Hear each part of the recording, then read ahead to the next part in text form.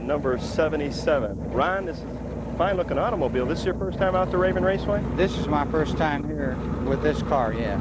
I've never driven here at this track, but I've been running Globe. Have you ran this year already? Yes, I've been running Globe up at Globe, Arizona. Globe, okay. So I decided to try it down here one time, see what it's like. Who's sponsoring you this year, Ron? I have several sponsors, PNC Auto, Eloy, Hancock's Garage of Eloy, Valley Auto Parts of Eloy, Bush Farm Supply of Eloy, Darryl's Texaco of Eloy, so I've got a number of sponsors. You got a number of sponsors. Ron, on the way in here tonight, I was on the freeway and I waved to you, but I didn't notice any pit crew tonight. Do you have a pit crew out here with you? Are you a loner tonight? I'm a loner tonight. Usually have 2 or 3 with me, but one of the gentleman's son's getting married, so he had to take off for the party tonight. So he didn't come, and another fellow couldn't make it either. So I'm alone. You're all alone. All alone. How you been doing up in Globe? Have you been doing pretty good? I was Rookie of the Year last year. I placed 6th in the top 10, so I didn't do too bad. What kind of crowds are they getting up there in Globe? Fair. They're getting a pretty good crowd, people there.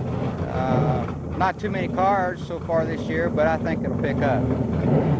Tell us a little bit about this automobile. What kind of car is this, and what kind of power plant you running? It's a 1971 Satellite Chrysler, and it has a 383 engine in it. 2-barrel carburetor? 2-barrel carburetor. Automatic? Automatic. Automatic, right. How's the racetrack look to you out here? I've been down here since Raven Raceway is opened, sitting in the grandstands, and from what I can see, it's one of the finer tracks in the state of Arizona. Yes, I think it is too. How about the competition? What does it look like to you? Are they pretty rough out there? Or? Last weekend it looked real good. Competition looked good. There wasn't too many yellow flags, and the guys drove real good, I thought. And the gals. And the gals, sure. Yeah, I forgot about them. I forgot about them too sometimes, but we got to remember them. Ron, when you go out there tonight hot lapping, is this car going to handle different than the Globe track does, do you think, out on this racetrack compared to the Globe track? Or? Well, I'm sure it will. Difference in the size of the track being a 3/8 and it's wider. Also, I think the Globe track has a considerable amount more clay on it. It's a little more stickier. The way it looks, I'm not sure. I haven't been out there yet, so you can't tell until I can't tell until I get out there. That's right. Well, good luck to you tonight, and good-looking automobile. Ron Coley. Thank you. Number 77. We'll see you out on the racetrack. Okay, thank you. Appreciate it. I'm here in the pits with Dan Humphreys, and Dan driving the car number 2 tonight. Dan, I haven't seen you out here before. Is this your first time out at Raven? Yes, sir. First time. Have you been racing this car all this year? No, just built it. Never raced it. Have you ever raced before? Not circle track. Motocross and drag race, but not circle track. So are you telling me that this is your first race ever? You're a rookie tonight, and this You got it. You got it. You got it. Are you a little bit nervous? A little. Do you have anybody sponsoring the car number 10 right I'm sponsoring it myself. I own a machine shop called Engines, etc. I'm a sponsor of it myself. Oh, yeah, you sponsor another car out here, don't Yeah, you? Jesse Brown right here. Oh, that's 72. Have you driven a car out in the desert or anything? Oh, yeah. Is it handling okay? I don't know till I get it on the track. We'll see. No idea. See what No way I happens. know it. These fellas are pit crew out here tonight, or are they with Jesse's car? There was Jesse's car. Are you out here by yourself? Or My dad just showed up. There's my pit crew right there. There's your pit crew. Yeah, Finally got a that's pit it. crew out. So what made you get into stock car racing in this? It's just something I've always wanted to do. You're just going to jump in with both feet this tonight, huh? The only way to do it. Where you from, Tucson? Yes, I've lived in Tucson all my life. You married? Yes. Any kids? Got 5 boys. They're all grown and married and moved away. Now it's our turn to play. What does your wife think about your racing? Oh, she likes it. Is she out here tonight? Yes. Is she sitting up in the stand? Oh, she's in the camper right now. Fixing me something to eat. She'll be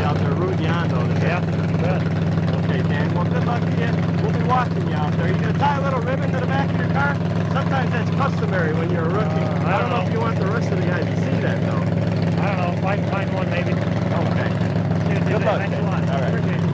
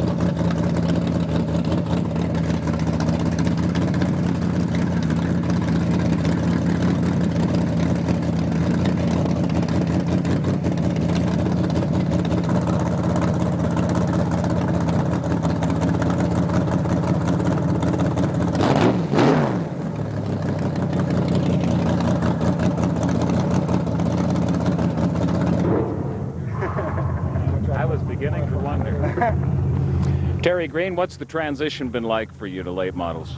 Oh, it hasn't been as easy as I thought it would be. You weren't counting on this many blown tires on a circle track, were you? No, I've had a little bit of problem, but we're getting it sorted out. You can tell, obviously, you guys are having a lot of fun. I understand there may be, is it maybe another car coming? Yeah, probably within the next month, maybe even the next race, we'll have one out, one a little faster than this.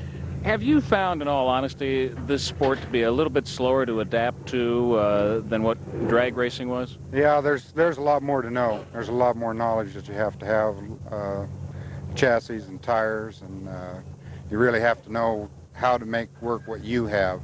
You can't necessarily go look at what somebody else has and say, oh, I'll just do what he's doing and it'll work for me, because it won't. You have to come up with something that'll adapt to your driving style, and there's a lot of coordinating to do. But by the same token, can those other veteran drivers be of assist and help? Have they?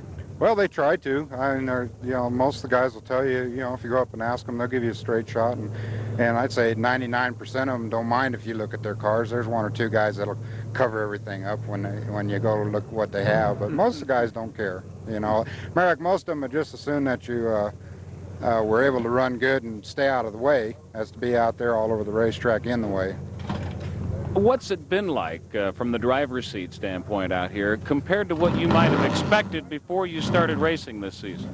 Well, that's kind of a hard question to answer. Everybody was really in the same boat out here because nobody had ran on the brand new racetrack. So everybody was kind of square one when they started. We came in kind of late in the season. We got a late start. We didn't know we were going to race. We didn't know we were going to have O'Reilly's for a sponsor. And things just kind of snowballed on us, and right now we're behind the 8-ball a little bit, but probably in another month we'll be up where we need to be.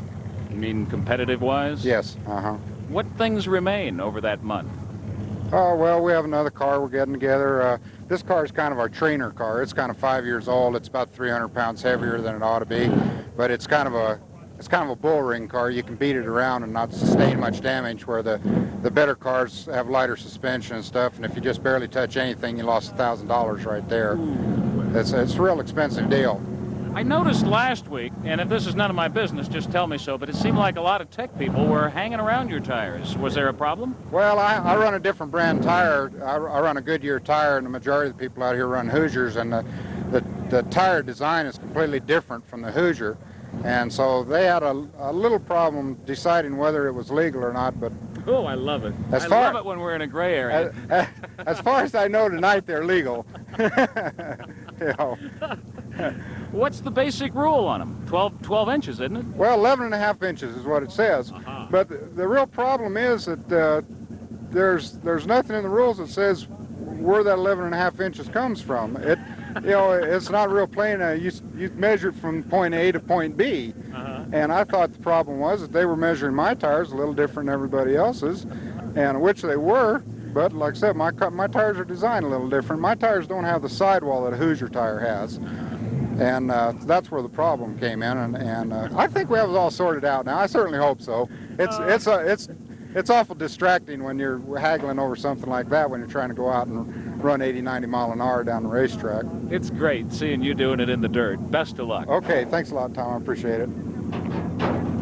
Thanks, Terry. All right, thank you. Right there. Okay, now you two folks are... D. And RC. And you guys, I see you week after week, most loyally, giving chase on this number 23 car. What kind of a family operation is this, if in fact it's a family operation? Well, it's just basically a group of guys that got together. We used to run those small little RC cars and got tired of that, and track opened up, and so here we are again, and figured start out with the street stock type class first, and who knows, maybe next year it'll be late models. And how high would you be willing to go, do you think?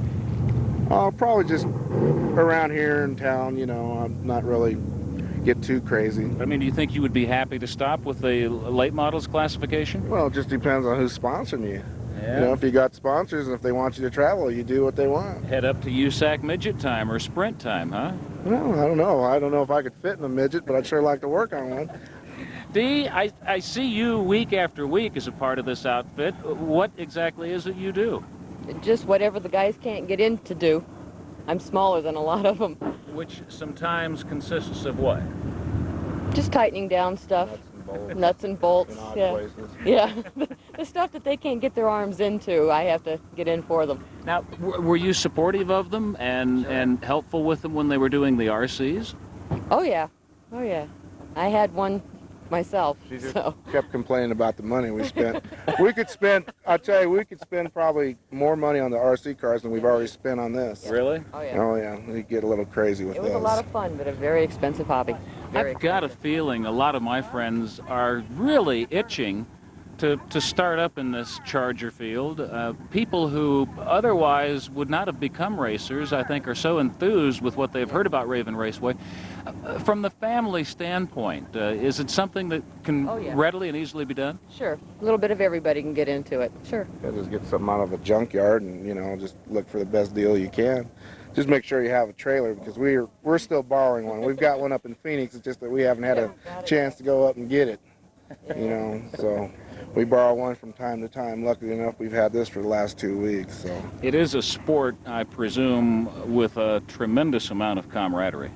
oh yeah, you have to get along with everybody, and when things aren't going right, somebody will get a little uptight. Gordon's not the best with patience, but we just try to tell him a joke, and He's a good driver, but I guess he's driven a lot better than I think a lot of people thought he could, because Gordon's always been helping people, but he really never proved himself, and I think he's really surprised a lot of people. Now, from the ladies' perspective, could you conceivably hang around this long enough that you might get the itch to become another Charger driver?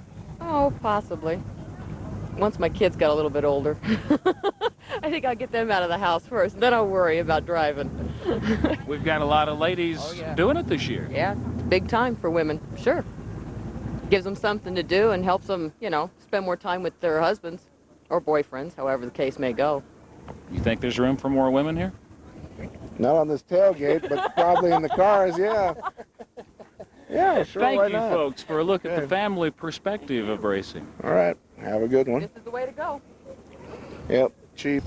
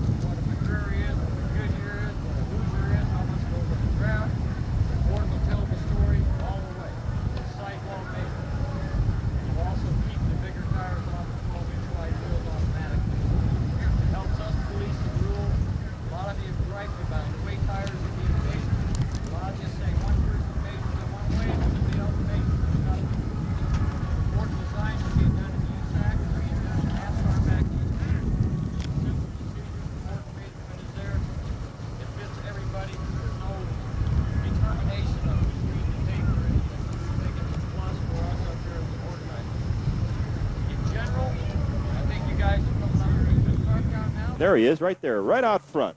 Butch McCluskey, sponsored by Duff's Off-Road and Automobile Recyclers. And Butch doing a good job right up there in the point standings this year. Spelled a little differently than its sound-alike racing name of McCluskey. Oh, Roger. This guy is McCluskey, C-L-E-S-K. And the Fetters are out here tonight, John and Pamela. And John's up there in the point standings also. Uh-oh, look out there in number 4. Going to have a little mishap here. We're not even in the hot lapping yet. Speaking of the Fetters, that's Pamela right there in the car number 18. Pamela doing a fine job this year. And let's see, Gary Williams is driving that car tonight. Is that right, Robin? you know what's incredible about this Nope, is that's Pamela. You look back over the last 6 weekends, and boy, we have just been lucky from the standpoint of getting a break from Maw Nature both last weekend and now this weekend. And no rain in sight this weekend, so. Earlier this year, she took more than her fair share of fun out on us out here at Raven Raceway, but then I understand we're in kind of a pocket out here where lightning and wind to the grandstands, that handsome-looking dude in that even more handsome-looking new turquoise-colored T-shirt, Mr. Raven Raceway, Dave Manus. Good evening, ladies and gentlemen. Sorry about the delay. We had a breaker switch kind of popped inside the concession stand, and somebody popped the other one and turned off the wrong one, so it's our fault. Sorry. We'd like to get on with the national anthem. We're running a little late, so we'll get the show started. I would like you all please to rise. Most of all, I would like you all please remove your hats. I think that's very important. We had some Vietnam veterans here that have requested for me to request that. To all the Vietnam veterans, any veteran in the services, we thank you for participating out here too. We do care. The National Anthem by Carolyn.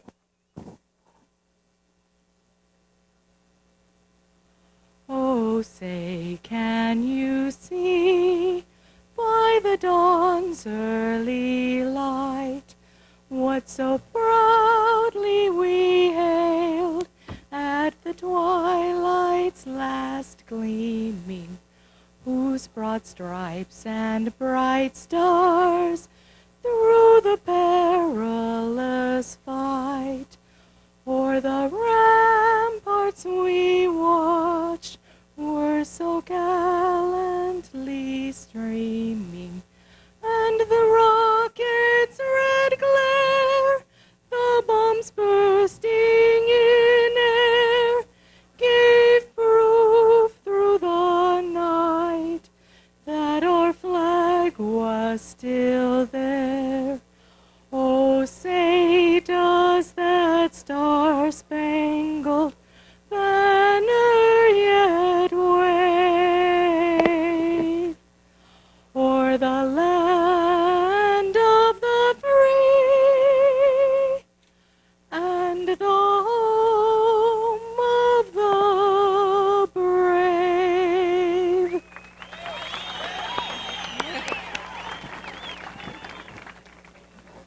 We couldn't quite lower the flag down to half mast. We would, but we wouldn't be seen from the spectator side. We did lower it 4 or 5 feet in recognition of what has happened with our servicemen overseas. So thank you. The races are ready to get started. I would have a couple of requests from the spectators. We've had trouble in the last couple of weeks with you letting your children up on this front safety fence. Would you please, if you have children sitting with you, don't let them be in the walkways up here. We've had 2 or 3 people that has accidentally stepped on them and stuff. I don't think it's necessary. Please let them sit next to you. Thank you very much. We're going to go racing right now. So let's bring out the first heat. And among the first heat of Chargers tonight, make it a beach party. A beach party. It's like a big beach down there. Let's see. I got a feeling these guys are wanting to get the program underway. I think we might just be going to green. We'll see what George Camp does. He says yes. Let's kick it off and running. And so we're racing on a Saturday night at Raven Raceway. Your NASCAR Chargers and John Van Horn with a leg up, so to speak, in the early on, taking them through turn 1. So far, a nice, clean progression behind Van Horn in that number 1 red machine. And we've got a Charger doing his thing in turn number 3 and closing the gap, moving up to 2nd place. See if he can lock in on the rear of Van Horn. Look out there, number 10. Give him a good chase. Carmen Griffith in car number 80 in 2nd place behind John Van Horn here in the early on.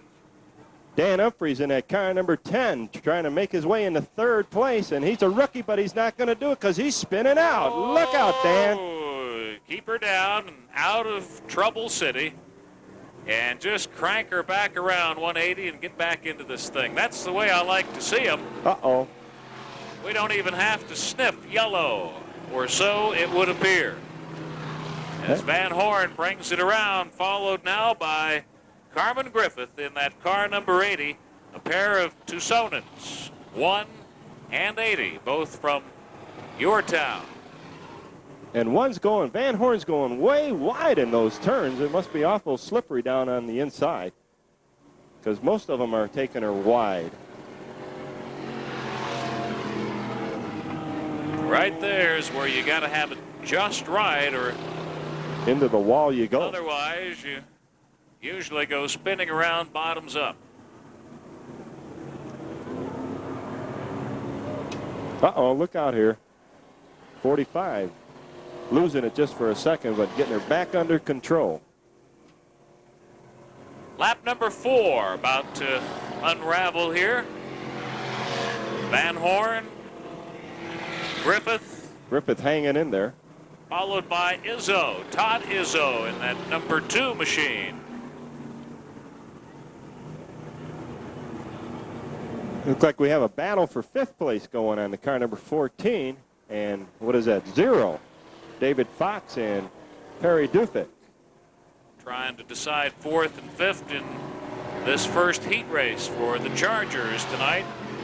Van Horn, Griffith, Izzo, parading by. Oh! There. Couldn't stick much in between those two most of the way around this time now, could you? They're pushing and shoving as they go through that number 2 corner. Look at that. And David Fox overtaken. Perry, Oh, that looks like fun. we'll get you out there. Van Horn, Griffith, Izzo, and then the rest of them. Charger heat race number 1 this evening.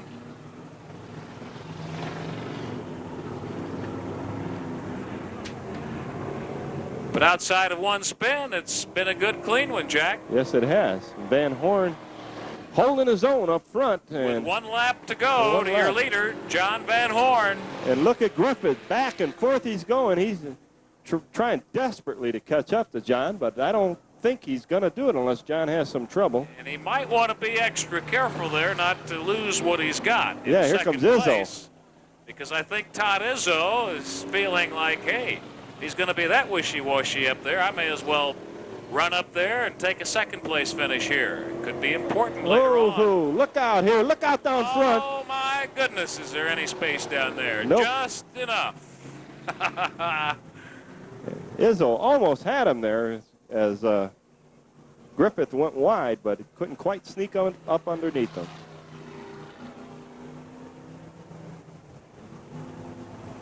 John Van Horn in that car number 1. Maybe he knew something we didn't when he put that number 1 on there, Jack. Yep. Carmen Griffith coming in second place, and Todd Izzo taking 3rd. these guys are still battling out there for last place. And lucky one of them didn't decide to dodge to the pit field, as John Van Horn had that number 1 machine all lined up to do just that. We saw one of those a couple of weeks ago here. Not with these guys, but unfortunately, it was with the open wheelers. And when they tangle, look out. well, we saw what happened. Lou Maladrain, Jerry Nelson, Jim Throckmorton Jr., Ron Widwell, Dwayne Lang, Carl Trimmer, and Carl Moltner Jr. They're out to impress George Camp as early as possible, too, and I think maybe they've got the job done, Jack. I think they do. We do. We've got green for the late models.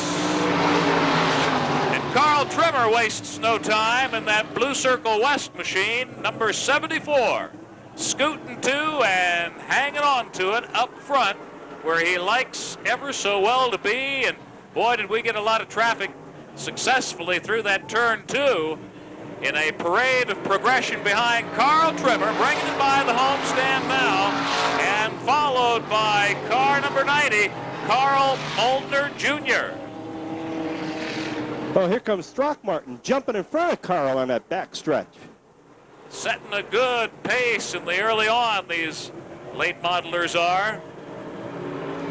Carl Trimmer going to be hard to catch tonight. Throckmorton now running in second place, as Jack mentioned, and a nice spreading out of talent thereafter. And they'll try to individually close the gap up on your leader, shooting out of turn 4 now, taking her down the home stretch. 74 to Sonnen Carl Trimmer, Jim Brockmorton Jr. in second place, and Carl Moltner Jr. He's scraping a wall. Third, and slowed down by a wall scraper up there in turn 1, but not enough to bring out yellow. We stay racing under the green. And here comes Throckmorton trying to make his moves on Trimmer. Got a nice slide, a power slide up into turn 1, but he couldn't finish it off. And he looks like he might catch him. Trimmer, your leader. Throckmorton in second. Moltner in third. Brockmorton closing it up, leaving quite a gap between second and third place. Between Throckmorton and Moltner, it's going to be interesting to see how Jim Jr. can do here with regard to catching up and going Look by at this. Carl. Whoa! You've got a good one coming out of 4, down the home stretch and into 1. And you've seen him just keep nipping away, Look at that. nipping away. But he's running out of time because the white flag's about to come out. Beautiful, side by side. They get it. White flag, 1 lap to go. Carl still hanging on to the lead, though not by much, and by less than what he had last trip around. Let's see if Jim can close it up, but he's got traffic back there, which at least momentarily put the screws to him there. Oh, look at this. Turn 3, and Carl hangs on to take the checkered flag, with Jim Throckmorton finishing second. Here's your third place finish in Carl Moltner, with Dwayne Lang in car number 88, unofficially taking 4th place here in our first heat race this evening for the late modelers. Well, Throckmorton would have had a chance, Tom, if he wouldn't have got into traffic there. But wound up in traffic going into number 3, and it slowed him up a bit, so wasn't quite as close as it could have been. And before that, he lost some time high up here, as I'm sure a lot of you saw in turn 1, scraping the wall, but that's always a lot better than banging dead head on into it. Long as you, in his case, keep an extra bucket of white paint around, patch up those telltale signs each week, and nobody knows the difference. Nobody knows the difference. That's the fella, that Throckmorton Jr., he's the fella I interviewed in the pits that day and said that he's a young man, very young man, and I asked him how he thought he'd match up against these Trimmers and Sipes and Russels. He says, oh, they're all old. Yeah. He's got a lot of confidence, this kid. I expect him to do very well out here at Raven Raceway. Bob Pennington in car number 94. She's from Tucson. Chuck Gibson's girl, Michelle. And bringing up the field, the car number 77, Lucky Larry Davis. And Ron Coley outside him in 77X. And I got a feeling, and George Camp says, yeah, let's get on with it. Gives them the green, and they try to do it 4 abreast down the backstretch here. Look at that. And we've got 2 of them doing it real well. Going to do a power slide together twice. Double the pleasure, double your fun. Those 2 cars are sponsored by Double Mint Gum. That rhymed. That was good. Dwight Williams, your current leader, but not for long if Bob Pennington has anything to say about it. Well, let's see how they come down the home stretch now for you. Looking good, Dwight Williams, car number 12, 15, Bob Pennington running in 2nd place at the time. Next battle would be for 3rd place. Got a 2-car battle for that. Another 2-car duel coming up behind that. And then 2 also runs here in the early on. Well, let's see what happens here now. Coming down out of turn 4, boy, those 2 guys are awfully darn close. But Bob Pennington powers his way by on the outside and into the lead. Car owned by Ken Delp, that number 15. Bob Pennington at the wheel and doing a good job right now here in our 2nd Charger heat race of the evening. And 77X goes way wide, and he's trying to overtake Dwight Williams in a car number 12, and he does down the front straightaway.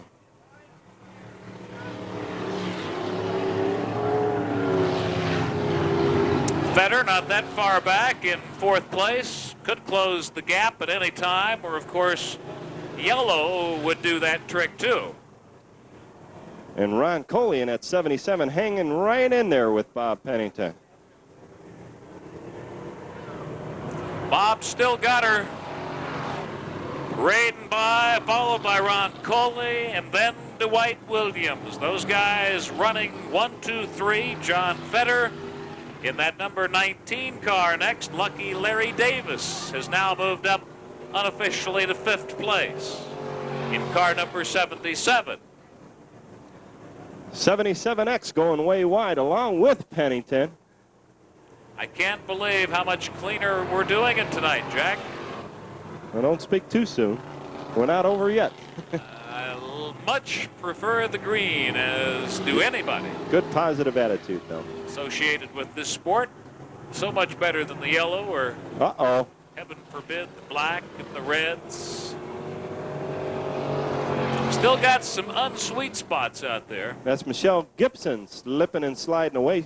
Looks like she's having some handling problems out there this evening. Well, it's going to be interesting on lap 6 now to see if Ron Coley can close it up on Bob Pennington or not. Look out, Lucky Larry. Hold her in there, Larry.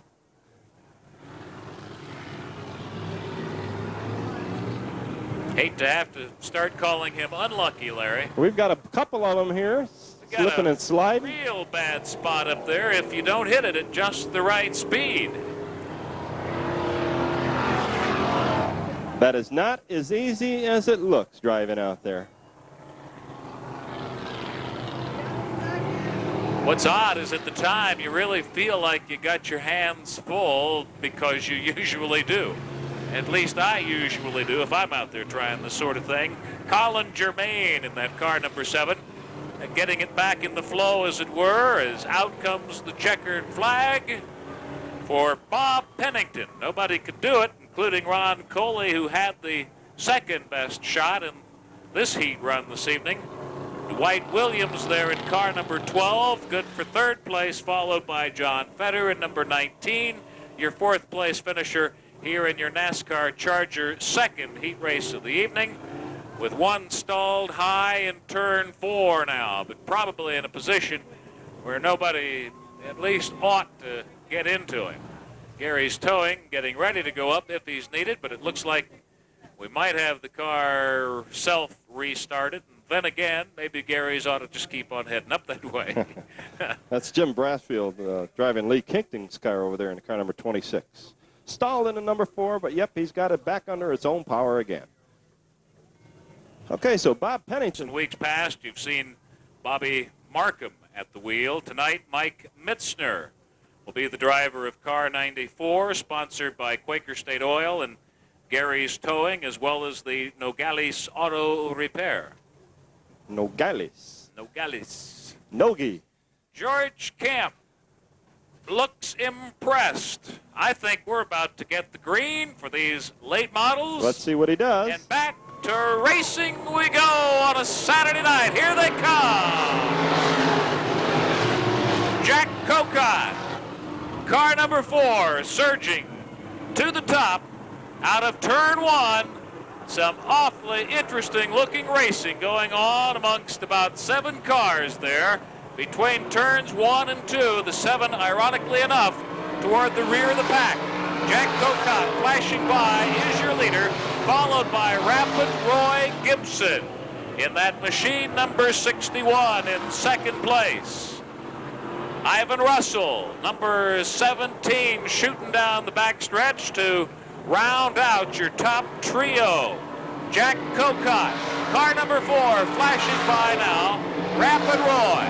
There goes Ivan, and then a whole host of them. Ed Bell, I see, is in there. George Banghart, I think I saw in that melee.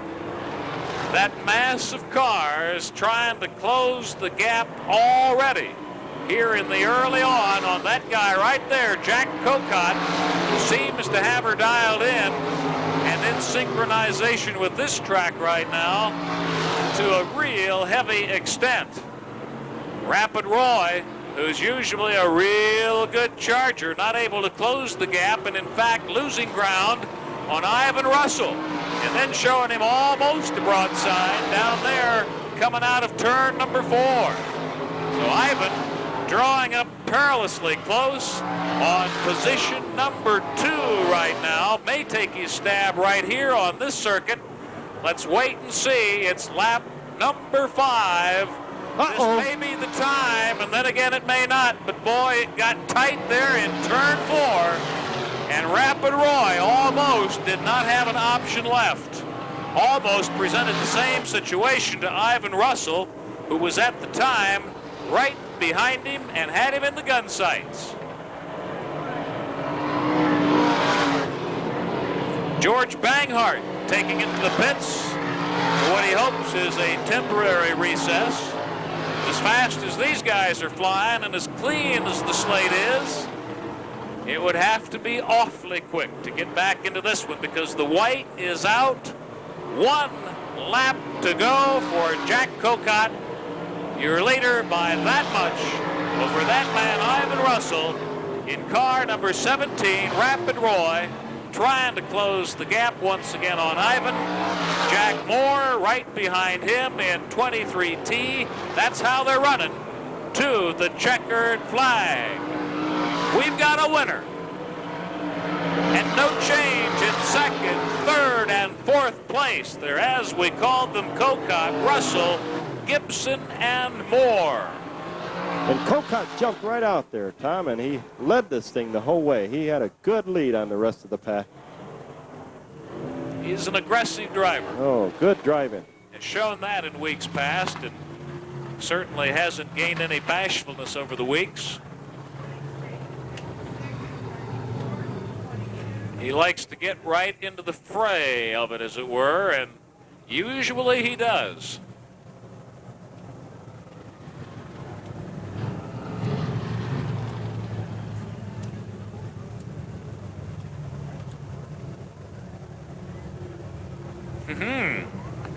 A couple of ladies coming up in our next heat race.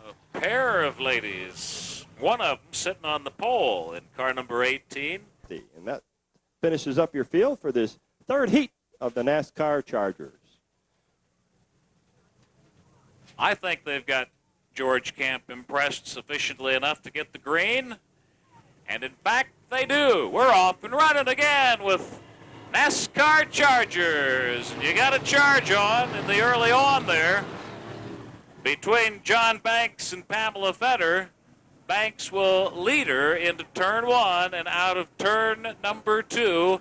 And she's got company right off the bat Gordon. here. Yep, there's Gordon Sams and saying his car is running good tonight. So let's see what Gordon does.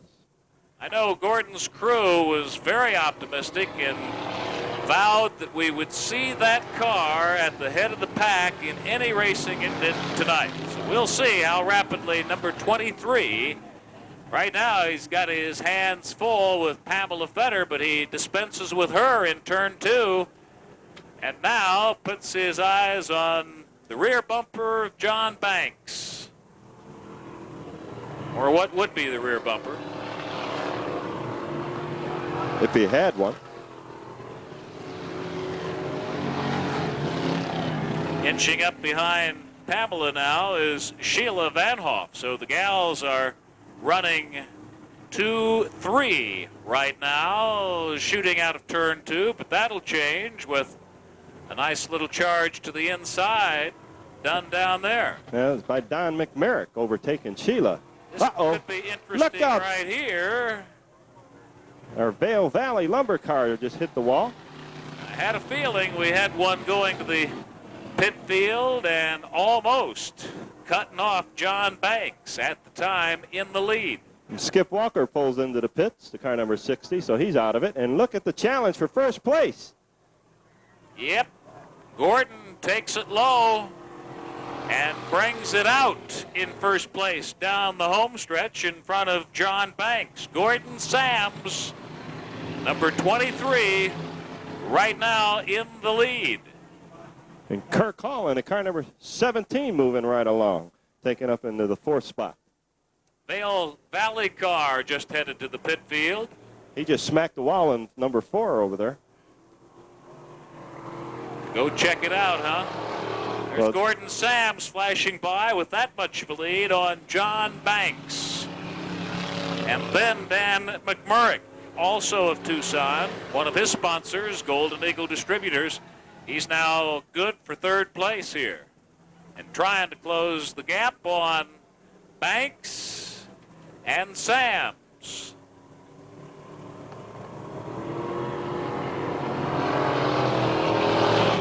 That was Pierre that smacked that wall just before he went into the pit, so I imagine he wanted to go check it out and not take a chance, so he might be out here for the main event. Her call seems to be running pretty well now, too, and threatening for third place with that car number 17. And John Banks is hanging right in there, but there's only one more lap to go. As White flag to your leaders right here. Oh, look at a battle for third place. So they're just a lap away, and McMurrick trying to hang on to number 3, but Kirk Hall trying to close it up, cut him off and take that third spot away from him if he can get it done with but a half a lap of racing left. The checkered flag is in George Camp's hand and ready to go to Gordon Sams and John Banks. Desperately trying to get up there. 1 and 2 as Gordon develops a puff of smoke right at the end of the race, and McMurrick is able to hang on and stave off Kirk Hall. Sams, Banks, McMurrick, and Hall. 1, 2, 3, 4 in your third NASCAR Charger heat race of the evening.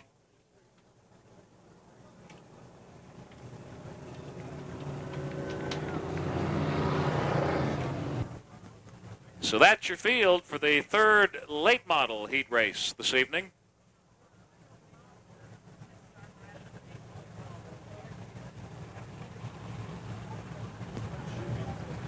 And that good-looking 00 bringing him around. Have they got him impressed? Yes. George says, here's the green. Let's go racing.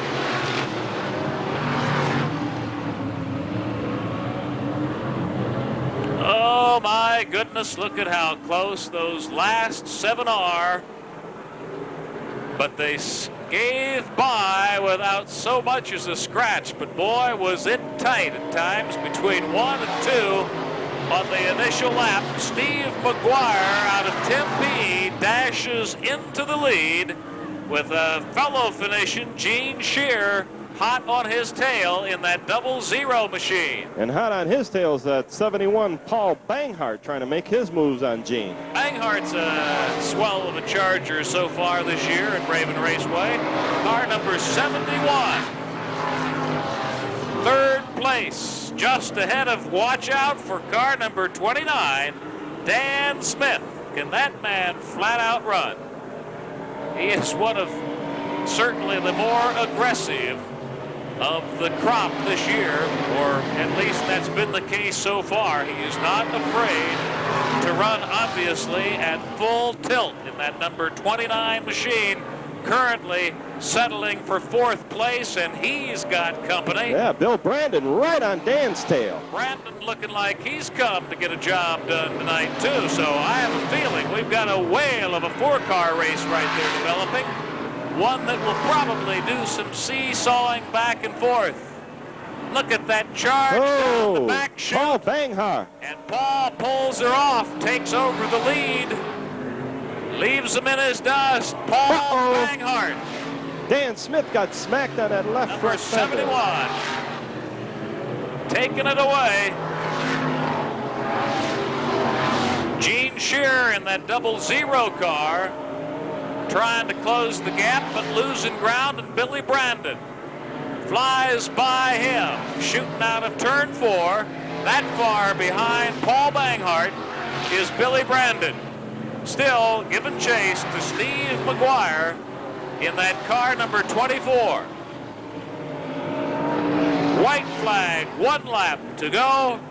Steve McGuire with that much of a lead on that man, Paul Banghart, and Bill Brandon in 3rd place. 00 Gene Shearer currently running in 4th place. Checkered flag is shown and flown for Steve McGuire.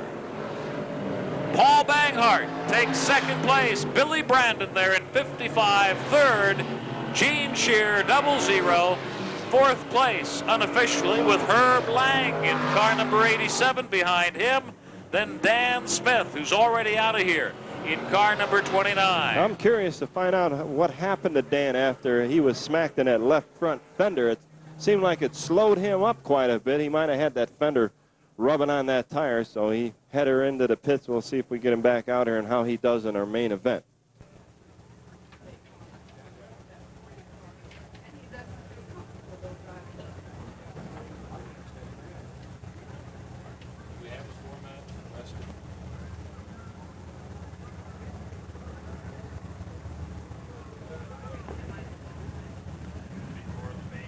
We will have semi-mains in both of your racing divisions for you tonight, as well as main events.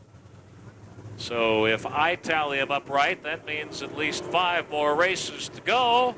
And this one's off and running under the green now, with Butch McCleskey jumping out to the early on lead. See if he can hang on to it. Up there, Jack, through turns 1 and 2. And yes, he does, with Jesse Brown, car number 72, hot on his heels. Followed by Mark Porter in car number 44. Separating themselves as best they can in the early on here from the rest of the field. But 44 right now has battled his way into second place. Mark Porter, scant inches ahead of Jesse Brown as we get into lap 2 here. And Ed Fine in the car number 71 is hanging right in there. Uh-oh, they're bunching up a little bit. Thick out of 4, and I don't mean Allen. Butch McCleskey leads them into turn 1. Look out there in the infield. Hold on to that thing, 51. Whoa! That was close. I think I would have been steering a little wide myself. And I got to do this next Saturday night. Oh, my goodness. I hope they got it real wet for you. No, dry. McCleskey, Porter, Brown, and Fine. 1, 2, 3, 4. Here in your last NASCAR Charger race of the evening. And a free ride down there in turn 4. Let's see if we can keep them running and keep her under the green. One of them says, you bet. Well, George puts her out. Terry Bennett pulls her out. And I think this one's got her too, but not before we had to punch the yellow button. 3 laps. That's our first yellow of the night, if I'm not mistaken. 71 needing a tire repair awfully quick there, Ed Fine, and apparently he doesn't know it yet. He will, though. It'll become evident shortly. And there they are, the guys from Gary's Towing. Oh, what a good job these guys do out here. Gary's Towing. You need a tow truck, give Gary a call. He'll be right there.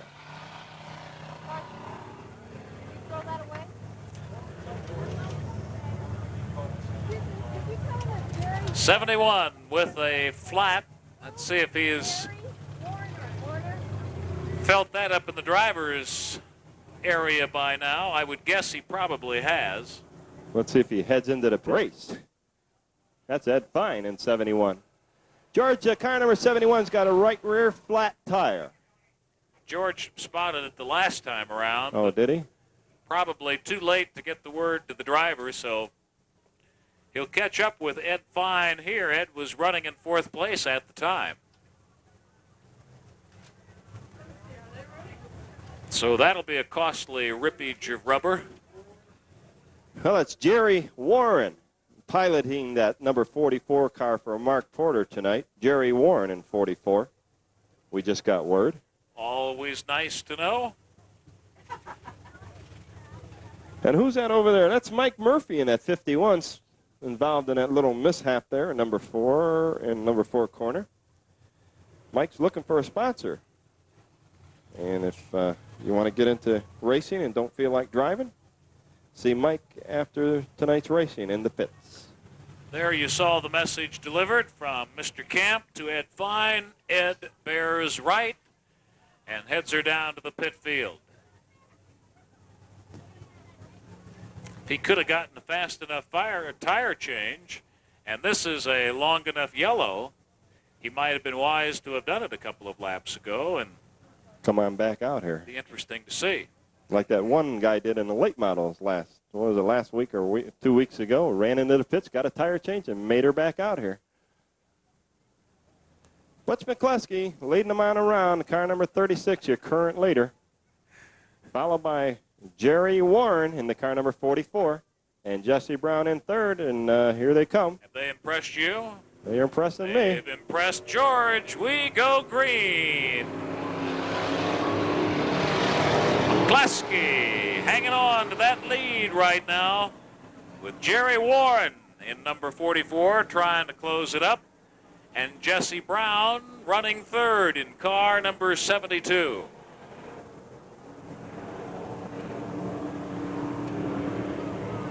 Here they come again.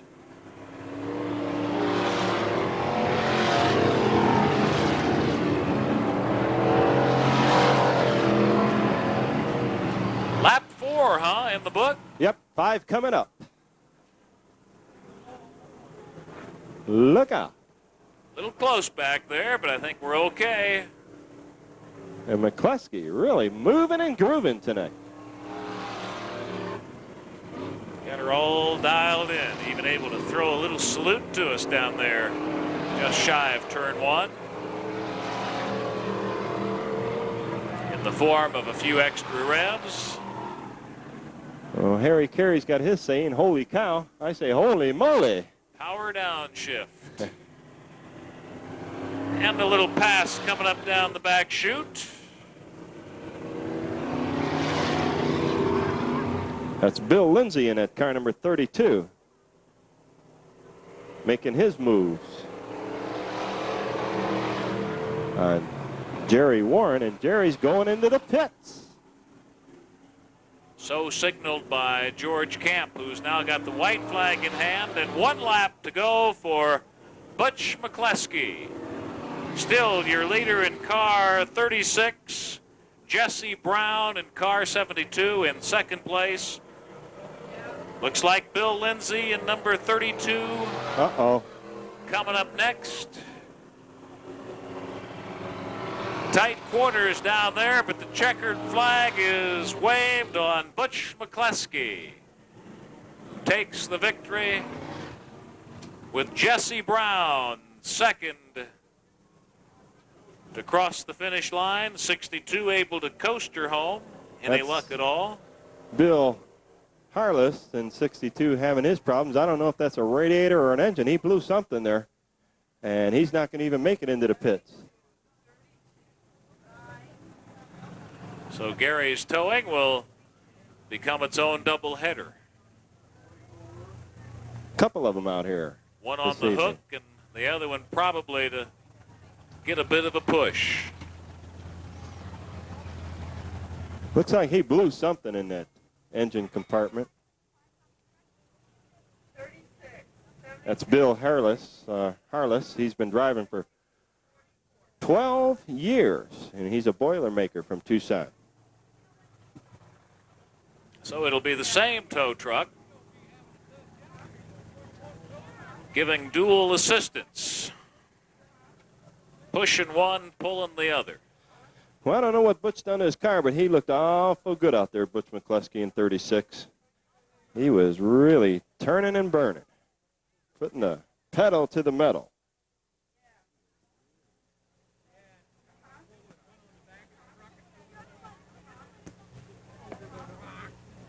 Well, you have a few moments. Pick yourself up a hot dog or hamburger over at the snack bar right behind the main event for you.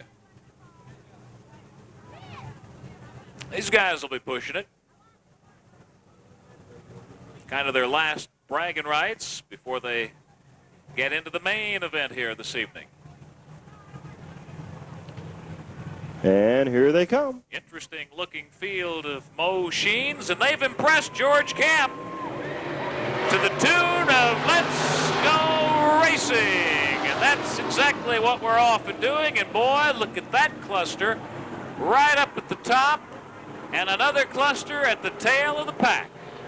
This one could be interesting when it becomes lap time here in a late model semi-main event with Dan Smith having come serious from Phoenix to do his racing in that number 29 out front, setting the pace right now. And look at Terry Green, a new late models driver this year, bolting into third place down the backstretch, but losing it and bumping it in turn 4. And Green almost treated to a rough ride to the infield. From the tilt on that car, it looks as if he's got another blown tire, and if so, that would be his third in as many weeks. Dan Smith, your early charger in Camaro number 29, Mike Misner, right now in second. second place with that machine number 94. Ron Widwell in car number 34 has worked his way up to third place here in the early on of a semi-main event. So it'll be interesting to see if anybody in this field can close up on dashing Dan Smith, car number 29 here, parading her by the stands. 15-lap event, this main semi-main. So this will go fairly quick. At these speeds, it'll go very quick. George Banghar taking relief, finding relief in the infield. And they're tight down here between your leader, Dan Smith, in car 29, and car number 34, Ron Widwell. It was awfully close coming out of turn number 4.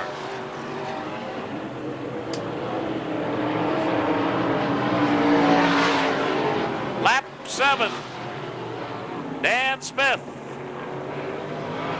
in the lead.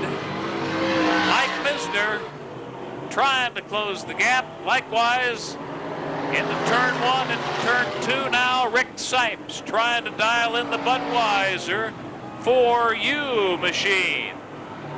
Dan Smith finding the going real tight there, trying to ease into turn 1 and spread it open.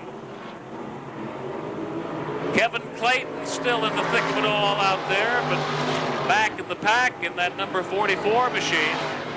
There goes your leader, Dan Smith, car number 29. Build up a rather impressive lead right now. Lap number 10 about to unravel with 5 laps left. Dan Smith, Mike Misner, Rick Sipes, and George Banghart running 1, 2, 3, 4.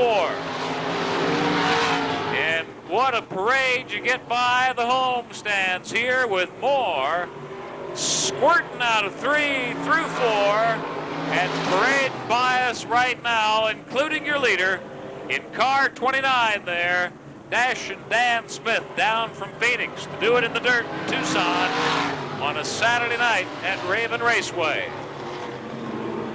And he comes to do it. He comes with serious intent to get the job done. Lap 12 in progress.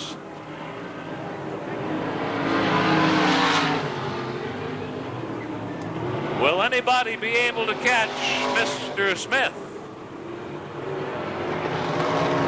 It doesn't look real likely right now.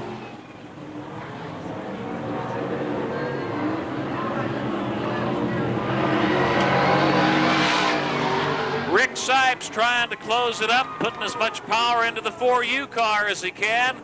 We've got one blown in 4, car number 35. In a big huff and puff of smoke, your rookie, Jimmy Webster, trying to limp it back home. White flag is out for Dashing Dan in car number 29. Mike Misner will take second place, or so it would appear, with Rick Sipes in the 4U car, taking third place in our late model semi-main event for you here.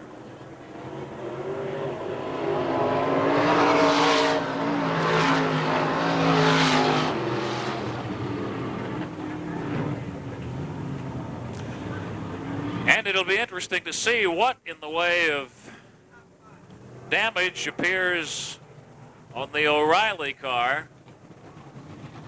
07 with Terry Green at the wheel.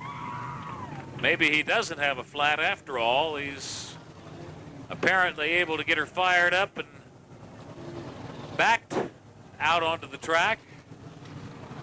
Well, the reason these guys are 94 and the pilot tonight is Jim Brassfield. Inside row 4, car number 18, Pamela Fetter. And on the outside of Pamela in the car number 44, piloting that car tonight also is Jerry Warren. Inside row 5, Bob Langston tonight at the wheel of number 4-5. And on the outside of Bob in the car number 26 from Tucson, Lee Kington. Inside, row 6, Pierre Mick of Tucson, car number 25, the Vail Valley machine. On the outside of Pierre, the car number 71 of Tucson, and Ed Fine. Followed by Scott Smith in car number 41. And on the outside, it's car number 7, Colleen Germain. Skip Walker, car number 60, Mike Murphy in 51, and Jim Embry in 57 as we go green. Semi-main event for the NASCAR Chargers.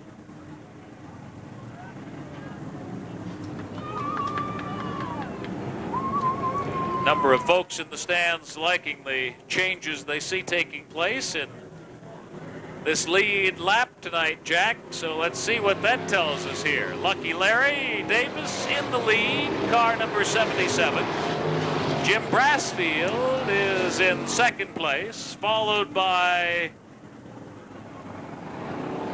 Dan Umpras and Bill Harless. We'll separate them even further as they come around, but it looks like Lucky Larry is in fact just that. Mr. Davis going by at number 77 there, followed by Jim Brassfield in that number 94 machine.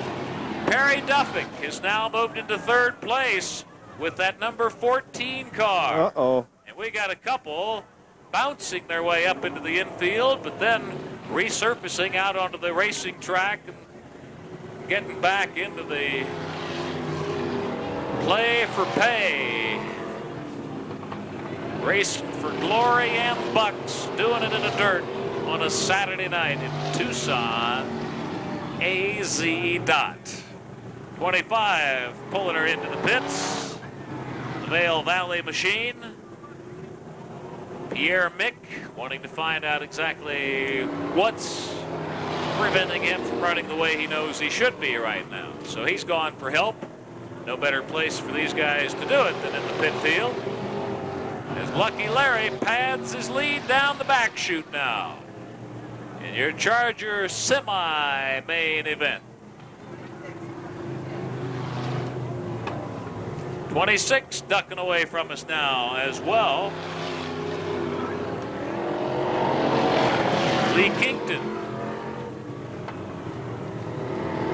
Another one to be among the early retirees tonight, and I doubt any of them had an IRA.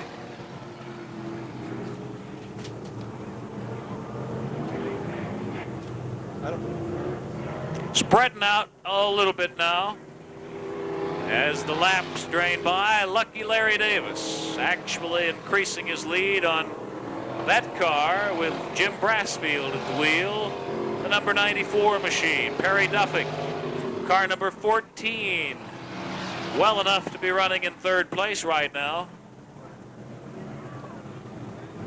Then the rest of the parade thereafter. Here comes your leader in car number 77, Lucky Larry. Jim Brassfield right behind him and trying to close the gap up, but not able to do so.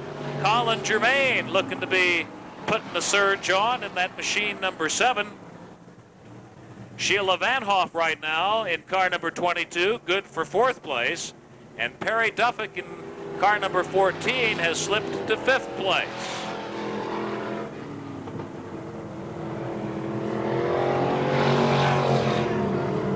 Well, let's see if Lucky Larry's luck is going to go hold out tonight, because Jim Brassfield is creeping up on him.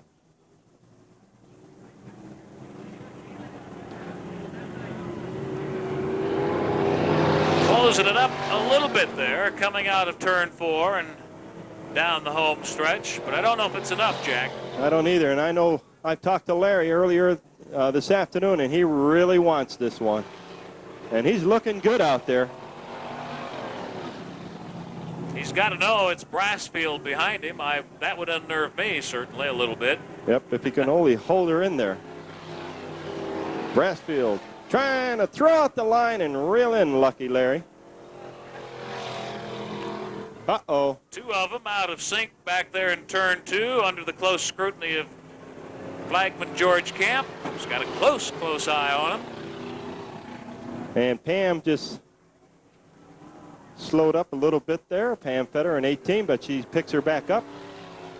And Lap 11. no yellows, surprisingly.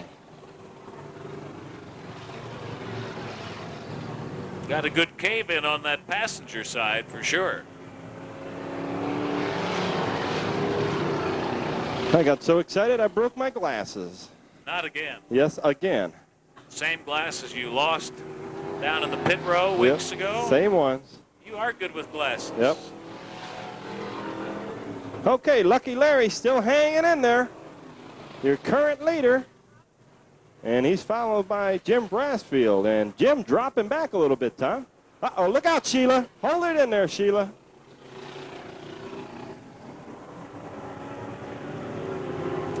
Lucky Larry may run uncontested unless this man, Jim Brassfield, is able to close up the gap.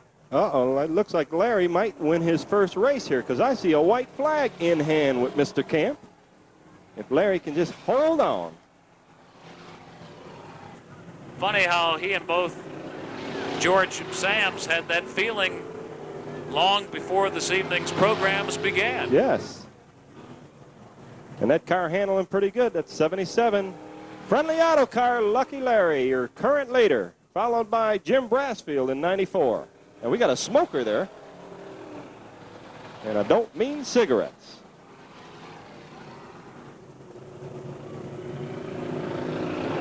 Bob Altieri. Oh, here he comes, Lucky Larry, the winner of the semi-main event. Good job of driving by Larry. And Jim Brassfield coming in second.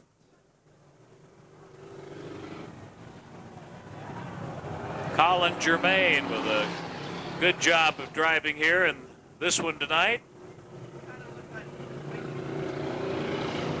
Pam Fetter in car number 18, good for a 4th place finish. Here in your Charger semi main event tonight.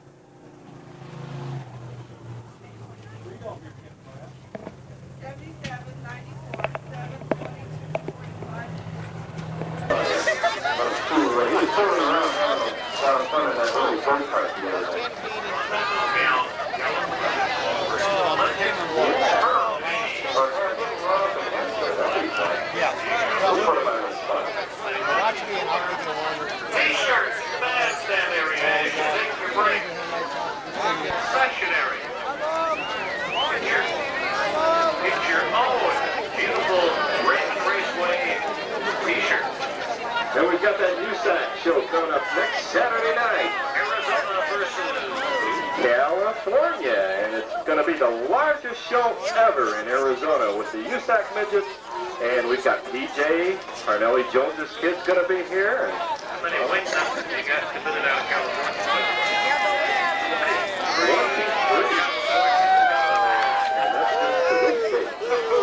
So that's going to be a real exciting night. Plan to be out here early. Gates open at 4 o'clock. So I'm in the concession. Jack, yeah, we're on. You're live. All right, while the cars are lining up, just go and stand out here and give you a little interview with this guy who's been watching me from up there in the box all the time.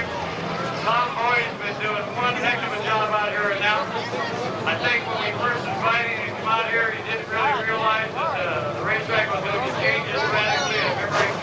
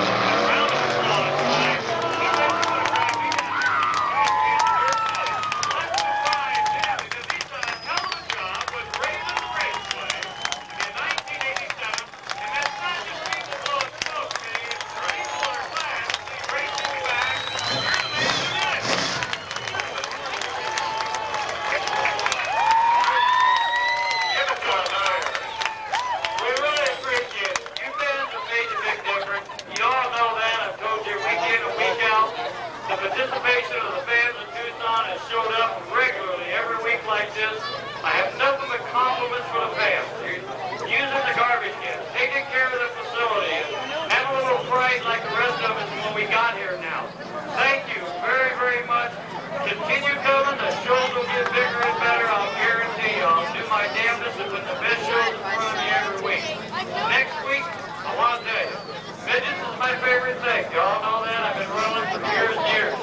The midget show you will see here next Saturday night will be the finest midget show ever showed in Arizona. I'll guarantee you. We got 23 California entries, national champions in those entries. Arnelli Jones's kids, Sleepy Trip, Denise Bennett, Wayne Bennett. They're all coming. We got the Arizona guys that's going to be here. You should have a field of about 16 midgets here next Saturday night. So if you like open wheel racing, you'll definitely see it. I would like you to do one thing for me.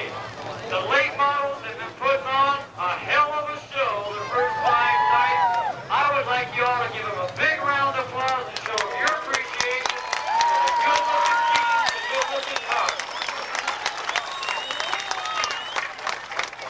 I have a gentleman here I'd like to talk to. I know we're partial because we're in Tucson, but these guys are used to it. This is Steve McGuire from Phoenix, Arizona. He is a hell of a competitor, as well as the other Phoenix guys are. Steve, we're sure glad to have you racing in Tucson. Thank you very much. It's a privilege to be here, believe me. I've had an opportunity. I've been very fortunate to race a lot of racetracks across the country. And believe me, there's not any that compare to this track. Dave's done a great job. And all you people up there, we love you. We're here to put on a good show. I hope you appreciate it. Show that appreciation back to these out-of-town drivers, ladies and gentlemen. You got cars coming from New Mexico. You got cars in here from Texas. You got cars from Phoenix. And I must tell you, the other racetracks in the vicinity, they don't have this many people in the stands. They don't have this many cars on the front straightaway. So we're definitely on top right now, and it's thanks to all you people. So we're going to go into the introductions now. Once again, thank you for being here Memorial Weekend. Don't forget tomorrow night, the same late models will be here with the Wings Super Modifieds, which I think will be a very primo show for you. So we'll hope to see you all here tomorrow night once again. We'll get on with the main events. Thank you for coming. Hurry up, Tom. I need you up here. Uh-oh. There he is. Pace cars by Raleigh. Show. Don't forget the pace car there, Tom. We won't forget the pace car. Be back tomorrow night, Jack.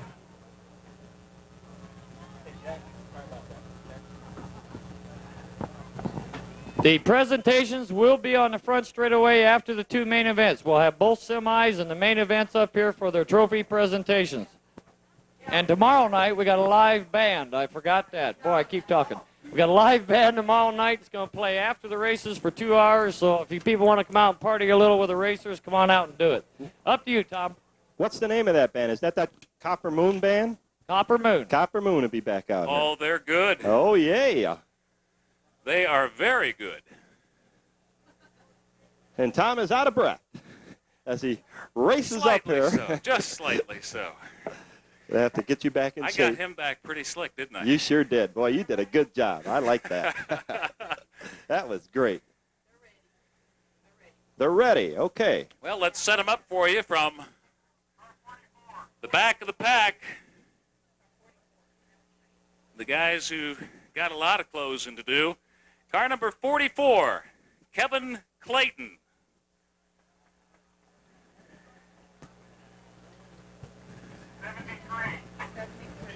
Okay, and from Eloy in the car number 73, Mike Hancock. Nice to see Mike making the trek over from Eloy.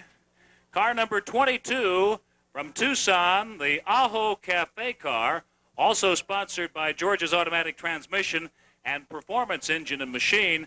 Car number 22 with Dan McRedman at the wheel. For you, the Budweiser car from Tucson, sponsored by Budweiser and Golden Eagle Distributors, Performance Engine and Machine, Certified Auto Electric, Brassfield Auto Parts, Braswell Carburation, Top Line Auto Repair, and The car number 4, you, the birthday boy, Rick Sipes. But don't tell anyone he's 51, okay? He's had a number pulled on him in the past week or so. Here's a guy who's come south and impressed the daylights out of me over weeks past. Car number 29, sponsored by Anco Mobile Brakes, DeYoung Motorsports, and Azteca Videos. He's from Phoenix. Make him feel welcome. He's worth every bit of the effort. Dan Smith.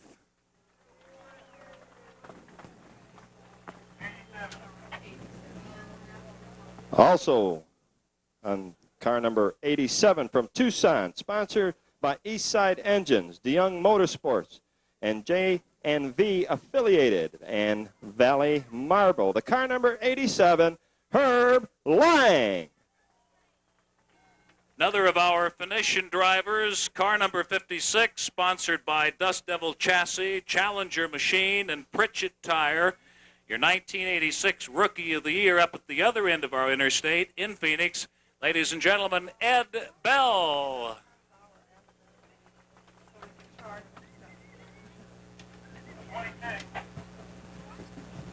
In the car number 26 from Tucson, sponsored by Miller Lite, Sam's Tavern, Competition Fuel Systems, Larry Shaw Race Cars. Car number 26, driving for Jerry Nelson tonight, Jim Brassfield.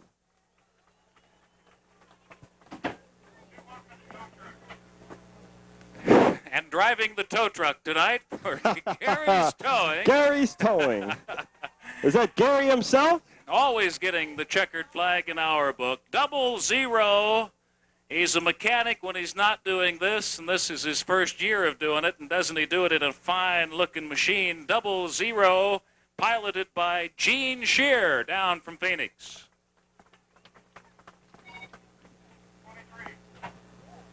Also from Tucson, sponsored by Sanavir Rockin' Material, George's Automatic Transmission, a 34-year-old guy that's married, and he's got 3 kids. The car number 23T, Jack Moore. Car number 88 from Tucson, sponsored by Eastside Engines, DeYoung Motorsports, and J&B affiliated Valley Marble Company. Dwayne Lang in 88.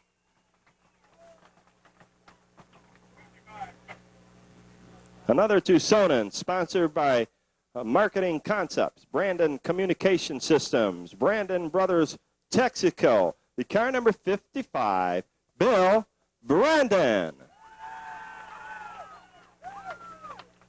Car number 61 from Tucson, sponsored by Royal Automotive, Rogers Automotive Finishes at Big A, and Quaker State. He's Rapid Roy Gibson. And right next to Rapid Roy from Glendale. He's also a mechanic when he's not out here racing. Driving the IROC Z 406, the car number 90X, Carl Moltner Jr. Another Carl sitting outside of row 3 in number 74, the Blue Circle West car, Performance Engine and Machine, Danny's Racing of Amarillo, Texas, the Vicky Lynn car of Carl Trimmer.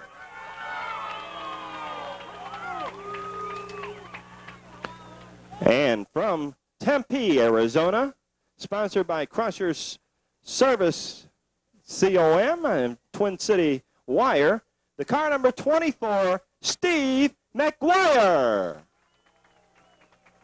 Outside row 2, a good charger earlier on this evening, sponsored by Borderland Special, Big O, Pro Construction, Copper State Towing, George's Automatic Transmission, Performance Engines and Machines, and Altier Trailer Sales, Jack Cocott. And on the inside of the second row from Tucson, the Coors Light car, the A. Pierce Company, also sponsored by Arizona Spring, McLaughlin Body and Paint, and Pennzoil, the car number 17, Ivan Russell. Outside pole for your late model main event, Car number 71, sponsored by George's Automatic Transmission, Cactus Boot and Shoe Repair, Dick Pinnell's All Exhaust, Classified Auto Electric, your most improved driver, so voted in '85, Paul Banghart. And on the pole position, on the inside pole, going to be leading them around tonight from Tucson, sponsored by Brassfield Auto Parts, Braswell Carburation, Copper State Towing, Simonson Generator, ABC Radiator, the car number B52, Jim Throckmorton Jr. Now, you folks in the stands, you want to see some racing, huh? Well, that's what these guys have flat out come to do. And they're about to prove it to you in our late models main event tonight, which means as we get down to what we think are the last few laps under the yellow before we go green and charge in full tilt, as the lead car comes around, 71 and 52, as they get directly in front of you wherever you are sitting, from Stomper Hill all the way down through our grandstands area, the last 2 or 3 laps before we expect to go green, when those lead cars flash by where you are sitting, come to your feet. Watch that as it sets off the Raven wave that'll sweep all the way through our grandstands tonight. If you haven't been out here in weeks past and participated in it, it's quite an event. That's right. And Bob McKinley's over there by our pace car from Rawlings, Chrysler, and Plymouth. Our pace car tonight. All right. Good job, Bob and George Camp. And he tells them, start your engines. And let's get the show on the road. Big weekend for that expression. I just wonder how long it's going to be before we do have a female driver. Probably be smart to get our practice Raven waves in the early on. In fact, next lap around, let's do one in slow motion just to kind of get the feel for it. Just imagine now, as you see 71 and 52 directly in line in front of you, come to your feet the next time they come around and get directly in front of you. And let's see how slow or how fast our early on Raven waves are tonight. I'll guarantee you, Jack, when we do that one that they go green on, the wave goes pretty doggone quick from our left to right. It sure does. A lot faster than just the pace lap. I don't know why I say from our left to right. It would be for everybody's left to right. Yep. It's just that we get to, from our glass-enclosed cage, we get to see it pretty well. We get a rather unusual perspective of it. Yep. 30 laps in this main event for the late models tonight. A 30-lapper for the hot ones.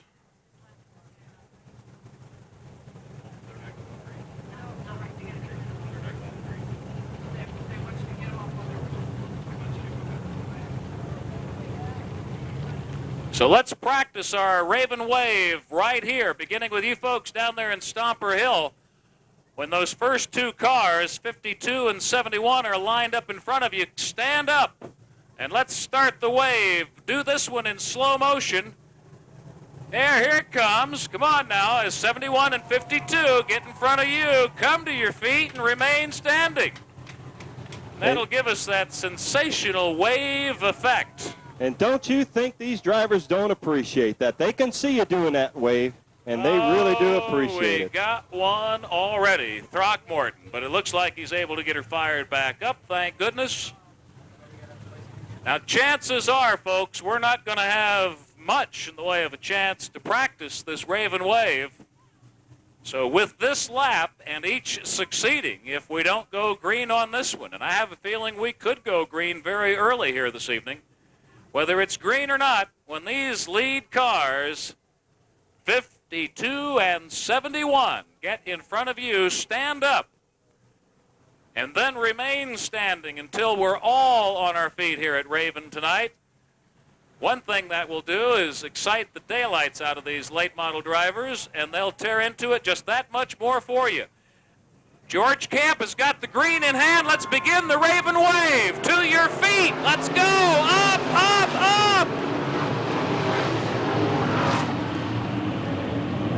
up. Almost feel like I could qualify for Jim Baker's job. Job after that. Good wave, folks. You are a good bunch of sports in this crowd tonight. Jim Brockmorton Jr. is in the lead, followed by Paul Banghar in number 71.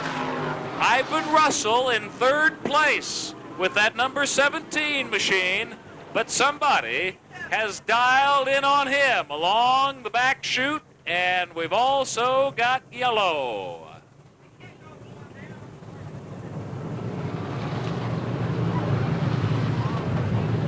So we get fouled early on. In our 30-lap main, Herb Lang, a little out of whack back there, high up in turn number 3.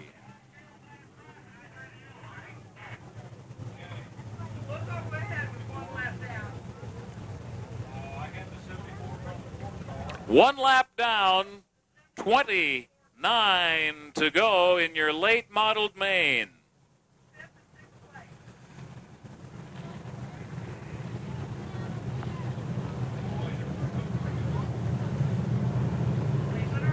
Some good driving out there tonight. Really not that many yellow flags thrown this evening. It's been obvious all the way across the field, and most everybody on this track tonight has been out here at least once or twice before this season. So they are beginning to mesh it all together between man, machine, and facility. Yep, they're getting used to the cars. They're getting used to the track, like you said, and they're putting it all together and putting on some good shows. Just as these cars for each event set their own groove in the track, I suppose it's safe to figure that these drivers kind of establish a groove amongst themselves across the course of the season, too. And I'll tell you what, by the time we get down into August and September and October, the last 4 months of our racing campaign, going right up till the last day before the month of December, this could be some red-hot, wheel-to-wheel, fender-to-fender racing out here with no clear dominators, perhaps. It'll be interesting to see. Yes, it really will. And unlike the Indianapolis 500, these yellows do not count as they're going around in this main event. So we've got one lap down, and like you said, 29 to go. It'll stay that way until we go green again. Herb's got some loose pieces, tie rod for sure. Floppy right front. Yeah, it looks like he done something to that wheel.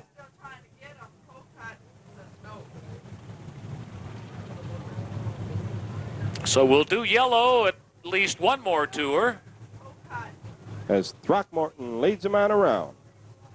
Banghart, Russell, McGuire, Trimmer, Cocott, Gibson, Lang. I'm getting fairly good at this. He's getting real good. For a guy who usually has a memory about as long as his little finger. Oh, this has been a strange kind of night, hasn't it? Yes, it sure has. But it's been good, what we've had on the track for the most part. It's been pretty clean, most of it done under the green. Yep. Lang getting a chance to get it back where he can do it some good rather than just purely being a spectator out there in the center of it all. Well, it's going to be interesting to see what Rick Sipes and Dan Smith can do. They're way in the back of the pack, and see how they can move up, if they can move up. Trimmer is sitting in a good position, depending on how things go in the restarting of this one. I kind of think he likes to be right where he's at right now. I think at this stage you're absolutely right. I mean, he's got 99% of this one left. There he sits in that 5th position. Chances are, across 29 more laps, we're going to go yellow once or twice more. So part of the strategy for these guys is a lot like the pit stops at Indianapolis. I smell green, and we've got it from Here we go again. George Camp. They're off and running, trying to nail it down on Jim Brockmorton Jr. Your leader with the resumption with Paul Banghar and Ivan Russel running 2-3. And we've got action involving Carl Trimmer trying to bump up into that 4th spot, but Steve McGuire says, not so fast. I'm a foreigner, but I've come south to run. And he's actually thinking about nipping away on Ivan Russel, trying to do it in turn 2. Couldn't get it done. Let's see if he makes a stab at it in turn 3. Can't get set up for it, so he'll stay right where he is for the time being, with Carl Trimmer bumping up into 4th place right now, ahead of Steve McGuire. Down tonight from Tempe. Look at that. Ivan Russel in 3rd place, Carl Trimmer running 4th, and thinking 3rd. Behind these two, Throckmorton Jr. and Banghart. Running 1-2 in front of them, Russell and Trimmer. And we've got a new move by Jack Cocott out of turn 2. Good for 5th place in your late model main event tonight. So there they go, Throckmorton Jr., Banghart, Russell, Trimmer, and Jack Cocott now moving ahead of Steve McGuire, man Dave chatted with. Oh, and look at Russell and Trimmer going side by side almost there in the back chute. Trying to set up a little bit of a seesaw back there. Carl knows he's going to have it cut out for him to wedge his way into 3rd place. He's going to have to displace Ivan Russell to get it done, and at least temporarily he did get it done. In fact, he owns 3rd place now ahead of Ivan Russell as they bring it out of 4 in pursuit of Throckmorton and Banghart. Rapid Roy Gibson flashing by, and we've got trouble in turn 1. Is it low enough to stay out of trouble? Yes, but it does bring out the yellow. Things got mighty hairy and scary up there. But luckily, they kept the sheet metal to themselves and away from one another. None other than Billy Brandon in car number 55. Going awash. Low in turn 1. But lucky to keep it low because there was a lot of red-hot pursuers coming up rapidly on his tail. And that's just what Trimmer and Russell and the rest of them wanted to see. They want to see that yellow, so now they can close up the field against Throckmorton. Well, this will tighten it up. Yep. And the restart time, given the past history of this season, it might be worth your pair of Tucson eyes to keep numbers 1 and 2 positions in your peripheral vision and put your focal point right on Carl Trimmer and Ivan Russell. Yep. Throckmorton's looking good out there, Tom. Those guys like to bolt. They like to just flat wire it into that turn 1, establishing early authority, as it were. Wonder how much chit-chat they're trying to sell back and forth across those door jams right now. As the psychological warfare takes over, when we get down to a snail's pace such as this. Looks like a battle of the horses, horsepower versus driver. The guys they want to listen to are those guys in the zebra tops. Because no matter what else is said, when all is said and done, it's what those two guys say that goes.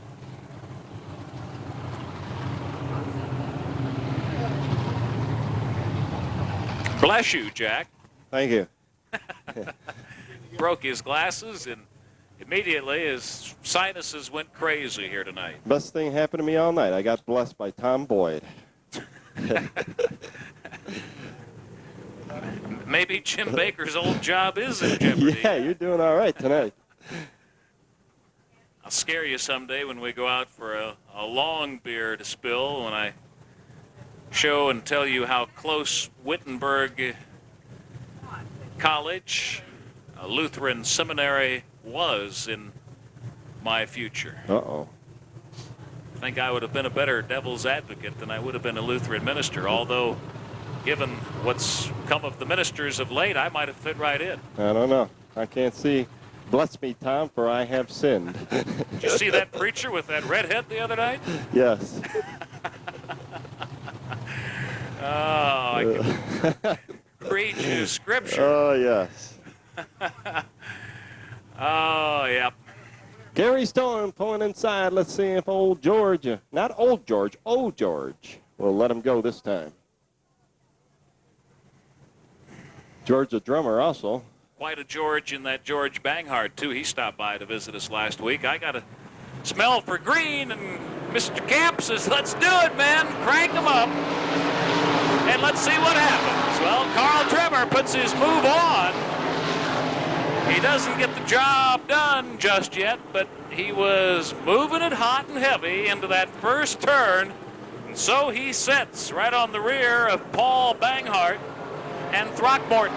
Brockmorton in first place, Banghart second, Carl Trimmer third, Ivan Russel in fourth place, and Jack Cocott is currently residing and having his mail delivered at room number 5, but not for long in all probability. And then we get the rest of the parade. But here go your leaders with no significant change up top. Add number 26 to the fray up there, Jim Brassfield, moving in the early on toward the top. And Dan Smith and Rick Sipes are making their way on up. But here come the hot ones, Throckmorton, Banghart, and Trimmer getting awfully close. Right here in the home stretch, and Banghart powering it through turn 1, hanging on to that third position just ahead of Ivan Russell. Those front 4 are red hot. Jack Cocott trying to dial it in on them, followed by dashing Dan Smith. Dan getting right up there. This could get real interesting, and look at Trimmer put it on back there in car number 74. He's up to that second position, and diving low, thinking lead on Throckmorton. Can he get him into one? It looked good going in. Will it be good coming out? Oh, look at And them. then it seesaws back. Trimmer settles into second place in turn 2. Throckmorton resumes the lead again and hangs on to it, bringing it to the home stands, and there you have it. Right there is where it all began just a lap ago. Carl says, I'll try you on the shy side, the inside this time. It doesn't even work as well as it did it last time around. So you've still got Throckmorton up top, Carl Trimmer in second spot, followed by Banghart, Russell, Cocott, Smith, and Sipes now has moved up on the rear bumper of Dan Smith. Sipes getting a real good feel for Raven Raceway here in 87. Here they come again. Can Trimmer cut him off? Not so. Not just yet. Throckmorton and Trimmer running 1, 2, and look at him closing up.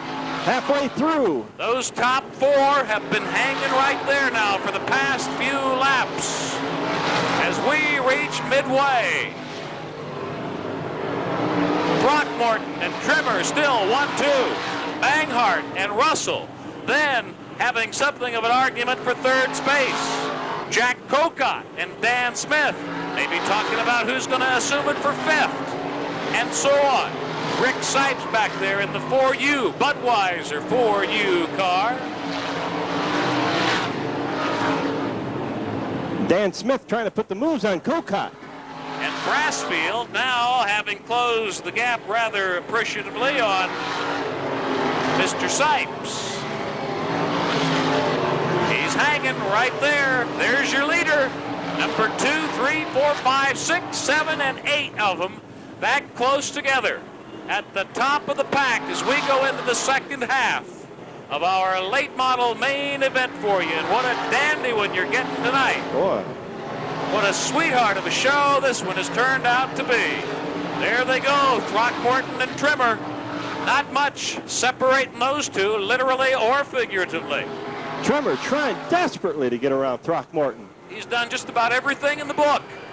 He can slightly inch ahead of him, but then they come to the turns.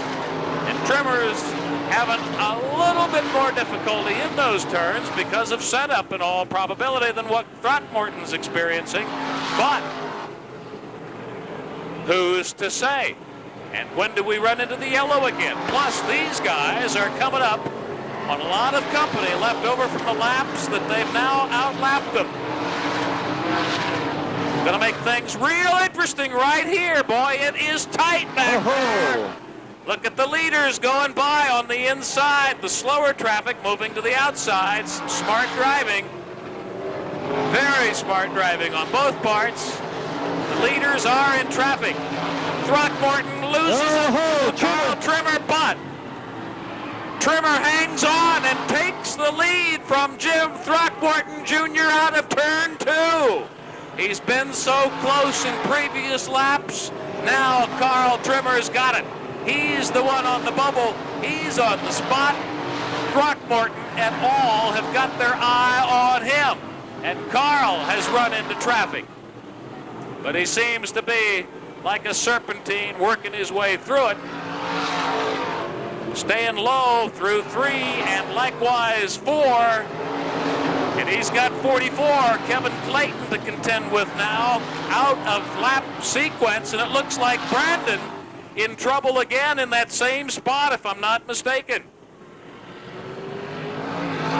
In fact, same driver, same machine, same spot, and similar looking difficulty, winding up in the same spot on the low inside. Extreme turn 1. 23 of 30 laps are now in the book. Leaving us 7 laps to go. Carl Trimmer in the lead. What a fine battle he has put on over the last few laps to finally inch it by Jim Throckmorton Jr. In second place, with Paul Banghar running third, Ivan Russel running fourth, Dan Smith behind him. Jack Cocott has been hot in that car number 4. Rick Sipes in the Budweiser car has been moving up. There goes Clayton, close scrape. Jack Moore. There's Brandon still in it. Heading to the pit field now with his second spin here in the main event. Bill Brandon in car 55 with an early retirement. We've got racing again. We're green.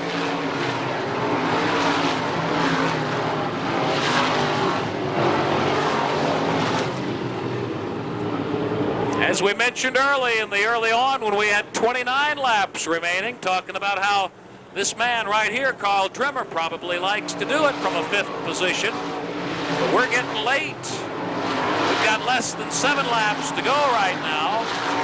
And wouldn't you know it, Carl Trimmer has planted number 74 out in front of the pack. Ivan Russel is currently running back there in 4th place.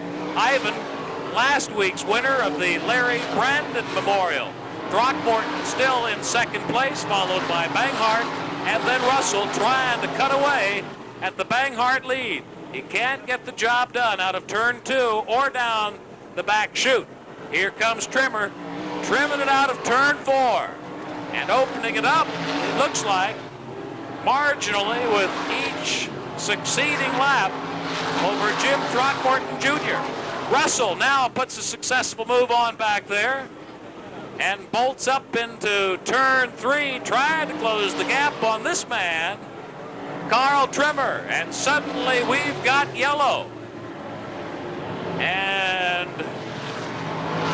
looked like a repositioning of a lamp back there as a result. Also, 27 laps are now in the book. We'll have 3 to go here in your NASCAR Winston late model main event tonight.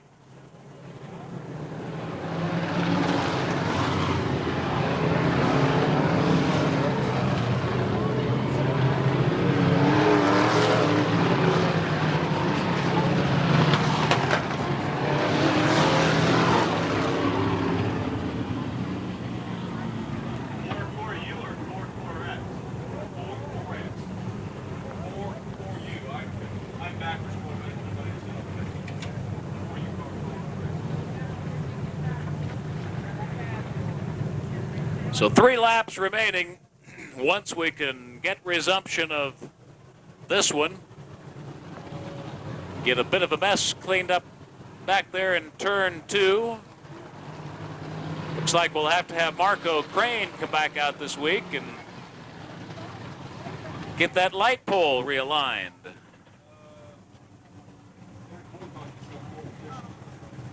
Maybe we should have left that one in the dark tonight.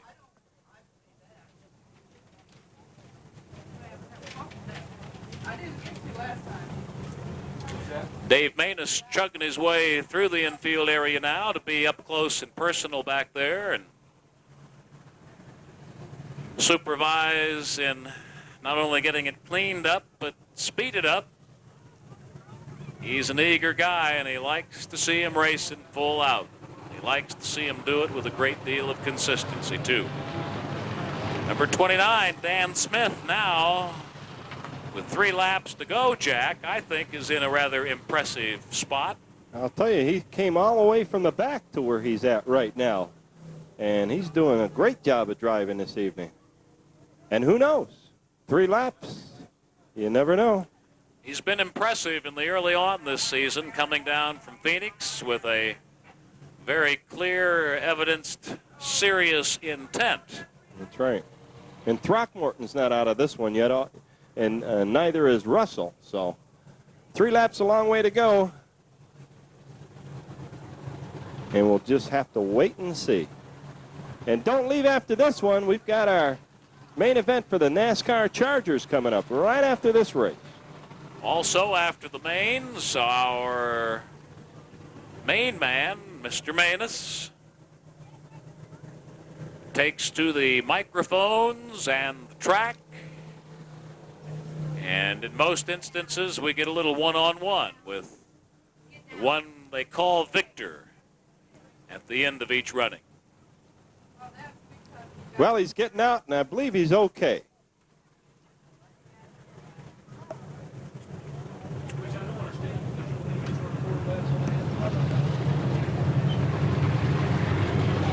Always nice to get the high sign from our officials that anybody involved in a little melee is in fact okay, and we've now gotten word that's the case with our errant driver back there under the lamppost in turn 2. I did not see him hit that, did you, Tom? I saw the light flicker and shake and a bolt of dust back there, and that's about as much of it as I was able to pick up. What a great evening this is out here, Jack. I can't make it out there, so I'd be joining you right now. Great. Carl Trimmer, your leader. Great place to do our smoke breaks, though. Yep. Get to come out here and check up on Dan Johnson of Tucson on Tapes, our videographer week after week. We're recording all the action as it's coming down right now. He just captured Lang's machine, number 88, coming to a complete stop here in front of the starter's stand. Videographer. Did you have to go to videographer school for that, Dan? He's pretending not to hear me. Hear us. That's right. A lot of folks do that. Yeah, I noticed that. Think it would tell us something, wouldn't you? Yes. Get out of the business and get into a dwarf. Don't tempt me any further. Bygone era. Old Model Ts, and when I say miniature, they're not miniature like that miniature late. Well, the red flag is out. We don't see the red flag too much, Tom. but it's out right now. Anytime you see it is one time too many. That's right. Once again. Wave, because we really need to inspire these boys right about here. They've got but 3 laps.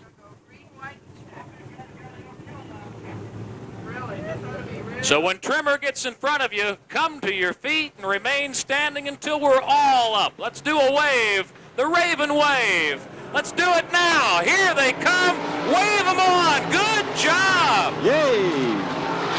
Good job by you drivers in the stands tonight. Oh, look at Dan Smith making his move on Russell. And look at Carl opening it up.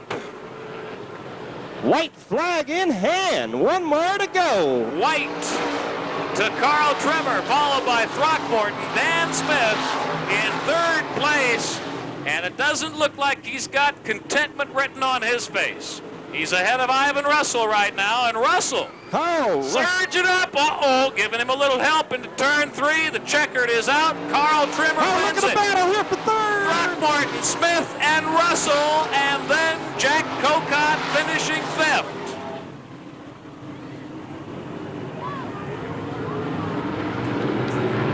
Wow. What an exciting wrap-up. As well we might have expected. Carl Trimmer takes the victory, staving off Jim Throckmorton Jr. in car number 52. Dan Smith wins the battle for 3rd place in car number 29, eking it past Ivan Russel in the late stages of that one. Both of them burning the superchargers, trying to better their position just that much more. 5th place, unofficially, to Tucsonan Jack Cocott. So 4 out of your top 5 are Tucson boys.